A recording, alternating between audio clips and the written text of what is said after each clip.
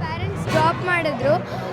ಇಲ್ಲಿ ಬಂದು ತುಂಬ ಖುಷಿಯಾಯಿತು. ನನ್ನ ಫ್ರೆಂಡ್ಸನ್ನ ಮೀಟ್ ಮಾಡಿದೆ. ಆಮೇಲೆ ಎಸ್ಪೆಷಲಿ ಏರ್ ಶೋ ಅಂದರೆ ಇದು 2 ಇಯರ್ಸ್ಗೆ ಒನ್ಸ್ ಆಗುತ್ತೆ.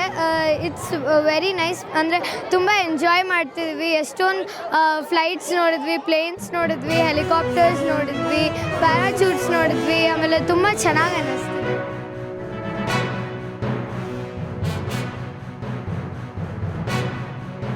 ನಾನು ಸೆಕೆಂಡ್ ಟೈಮ್ ಏರ್ ಶೋಗೆ ಬರ್ತಾಯಿದ್ದೀನಿ. ವಿಭಿನ್ನ ರೀತಿಯ ಏರ್ಕ್ರಾಫ್ಟ್ಸ್ ಎಲ್ಲ ನೋಡೋಕ್ಕೆ ಸಿಗ್ತಾಯಿದೆ. ಬೇರೆ ರೀತಿಯ ಮೆನುವರ್ಸ್ ಎಲ್ಲ ಮಾಡ್ತಾಯಿದ್ದಾರೆ, ನೋಡೋಕ್ಕೆ ತುಂಬ ಚೆನ್ನಾಗಿದೆ.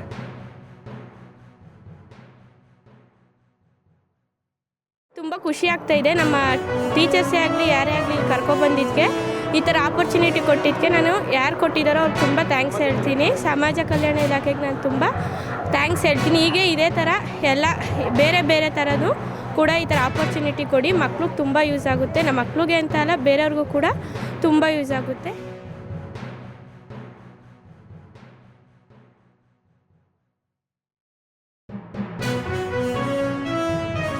ನಮಗೆ ಏರೋ ಇಂಡಿಯಾ ಒಂದು ಒಳ್ಳೆ ಆಪರ್ಚುನಿಟಿ ಕೊಟ್ಟಿದೆ. ಇಲ್ಲಿ ನಮ್ಮ ಡಿಫ್ರೆಂಟ್ ಫ್ಲೈಟ್ಸ್ ಮತ್ತು ಏರ್ಕ್ರಾಫ್ಟ್ಸ್ ನೋಡೋಕ್ಕೆ ನಮಗೆಲ್ಲರಿಗೂ ಖುಷಿ ಆಗ್ತಿದೆ. ನಾವು NCC ಕ್ಯಾಡೆಟ್ಸ್ ನಮ್ಮ ಸ್ಕೂಲಿಂದ.